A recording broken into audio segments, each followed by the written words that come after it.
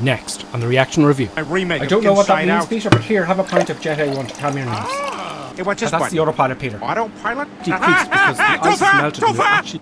Good day all and welcome to the reaction review. I'm GripperSim. Today we're going to be in the epic E1000 aircraft in San Francisco Airport, and we're going to look specifically at the icing effects of the aircraft and explain itself. Moreover, we're going to have a look at a little kind of simple tutorial of the Grumman 1000 with autopilot this time as well. But mainly today we're going to look at the icing effects of this aircraft and of X-Plane in general. But today we're going from San Francisco to Newport County to Quahog apparently via Denver, so our first leg is Denver. Now, if you're new to the channel or just discovered the channel or thinking getting back into flightSim, please do subscribe, like and hit that bell, and we'll see you every week in the reaction review. Okay, say hello there, Peter. Hey, what are you doing? Are you looking forward to the flight? I'm such a big fan. No, I didn't know you were into flightSim. Hey, I know we just met, but can I sit on your lap? No, Peter, I've got to fly you to Quahog. I was thinking we could tuck our shirts into our pants, put on huge helmets and ride segways. Peter, we're leaving San Francisco now. You should have done that while you were there. But can you be quiet there and we just get on with it? Thanks so much. Sounds good. Peter, don't touch that. What are you doing? Stuff? Peter, please sit still and don't touch anything. Can I help? No, please remain silent. We want to stare at cockpit. I'm busy. Please stop. Let's get everything set up. First to the MFD, the multifunctional display, and we're going to just have a look at our flight plan button there. Now let's delete what's in there at the moment. So look at the MFS button. I'm tipping it down. That will activate the cursor, see, so you can move it up and down. That's the one. So the outer bigger knob, if you like, that moves the cursor, and I'm hitting clear and enter. That deletes it. So I'm going to go and delete San Francisco, but it won't. But just to show you clear and enter. And of course it's not going to delete San Francisco because it knows that's where we are. Now the minute I twist the smaller knob there, see that? It'll bring up that window, and I scroll through by twisting the knob up and down to get my destination, and we're going to Denver, KDEN, Kilo Delta Echo November, and that is the ICAO identifier for Denver International Airport. As you can see, I'm scrolling to them there. It's a bit awkward, but what are you going to do? There we go. Double check, Denver, Colorado, and hit enter twice. There we go. You can see there it has a white line there. That is not active yet. So again, I'm going to scroll up to Denver. I'm going to hit menu and activate leg. Activate the leg, hit enter, and there you see it's turned to magenta. So now it's active. So that's all we're going to do. We're not going to do a complicated nav just yet. Okay, let's have a quick look at the autopilot. It's actually quite straightforward now. First of all, I want to make sure my heading bug, if you have a look here, I'm going to tip the top of that heading button, and the heading bug will be placed where the aircraft's facing. Now I'm going to hit the VS button. There it is. The VS button. That's good. And you see the vertical speed nose up. That's my rate of climb when I switch on the autopilot, 1500 feet a minute. That's what I want. And I think that will do for now.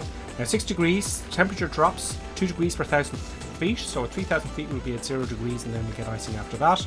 If you're from Germany, it's 1.98 degrees per 1,000 feet. Okay, let's put on the brakes, or take off the brakes, and I think everything's pretty much set up there for the moment. There's the flaps down to takeoff, and let's motor on. Are you ready to go, Peter? Absolutely. Time to take flight. Your harness now. Uh-oh, I grabbed my own belt. Okay, let's barrel down the runway here and rotate at about 90 knots. Now let's have a look at the pitot tube. That's the pitot tube. That's what measures the air going into that tube and tells us what our airspeed is. But of course that can get blocked by icing, can't it? Also, the leading edge of the wing, the big black strip there, those are de-icing boots. The de-icing boots inflate and deflate and break off any icing. Furthermore, among other things, we have prop icing, so ice doesn't build up on the prop itself. That's our power, of course. And of course we have windshield heating here, and that will stop any ice obstructing our view. Nice view of San Francisco. It certainly is. Okay, we're going to fly manually initially, and then we're going... Hey, what's this button? That's the autopilot, Peter. Autopilot? Yeah, I'm going to demonstrate the autopilot, and it's great when you're in the cruise because you kind of, you get a bit of a break. Wait, what do you mean a break? No, the autopilot takes a huge workload off. You don't have to fly the plane? Not necessarily, but I mean... What the hell? So basically your job is just goofing off? No, Peter, look, it takes years of specialised training to be a pilot. Yeah, well, you know what else takes years of specialised training? No, Peter, why don't you demonstrate it to me? Crossing your eyes. Oh, for fuck. Okay, let's put on the autopilot. AP button for autopilot. It's going to continue our climb because we already set up our climb. We put 1500 feet a minute, and we've already set in the altitude bug 15,000 feet. Make sure your heading selector is on, and that will make the aircraft follow the heading bug. Now when you activate the autopilot, make sure your heading bug is in place. Now we're heading 094. If you're heading 094, make sure your heading bug is on 094. Oh. I know I've got a very shallow rate of climb for this aircraft here, but I just want to gently get into icing whilst I'm showing you all this navigation stuff. Now, with regard to anti-icing, you have the de-ice boots, which I showed you earlier. You've got the prop heat, that heats the prop to stop ice building up in the prop. Oh. You've got your windshield heat, so you can see out. You have an inert set button there, that's just to stop ice getting into the engine, and your pitot heat. Okay, so we're flying by the heading bug still, so you will see there that line is coming in, so we're just coming up to grab our course of 062, and you can see there that needle's just moving in. Oh. And I'm using the heading bug manually now. I haven't activated the nav part of the autopilot. The nav part of the autopilot will follow your flight plan effectively in simple terms. Incidentally, we've no wind today, and that's the little indicator for the wind. We have a headwind or a crosswind. Okay, so I'm just fiddling just to get that right spot now. I think we should activate nav. So ready? Oh wow, this would be great. Now, usually you want to get right on it because it's going to turn right onto that course. So have a look here. Pressing nav. See the way it just whips it over there. It shouldn't really do that in real life. I don't think it would do that in real life. It'd frighten the life out of your passengers. But it's a little bit slow. But it is a simulator. It's not going to be perfect. And yeah, that seems to be working nicely.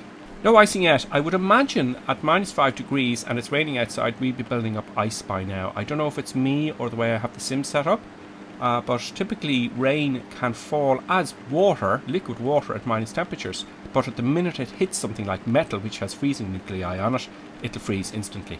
So I will just keep going a little bit and we'll fast forward. Okay, icing detected. Nice little detector there. Don't worry, Peter, we won't take it too far. All right, if you promise. Now, we're going to not put on the anti-icing. We're going to now have a look at the wing there. We're going to see if that gets kind of dirty looking. It's not a very good picture of the ice, but there's the ice building up on the windscreen. Now, the ice is building up in the airframe, causing more weight, and we're going to stall. Okay, possibly. Okay. Right, we're going to stall.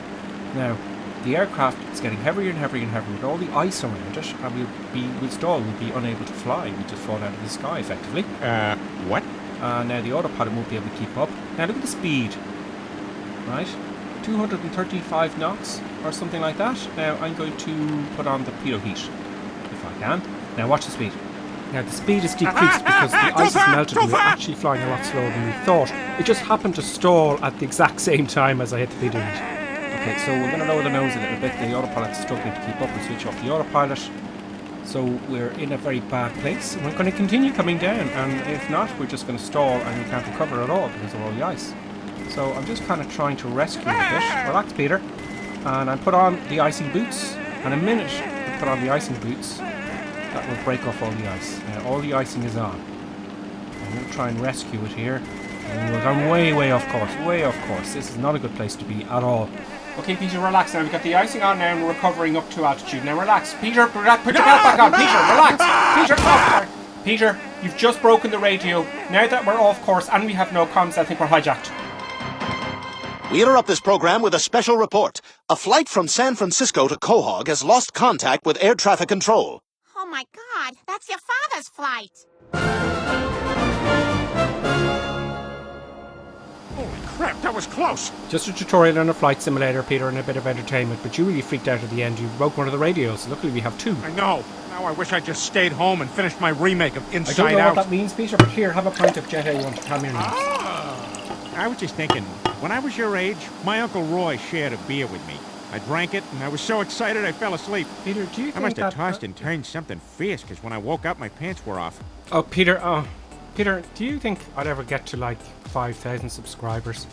No. Oh, okay, go on. Anyway, I thought him sharing that beer with me was the coolest thing ever. And I know nowadays things are different, so I got some crystal meth. I figured we could do it together. What the hell?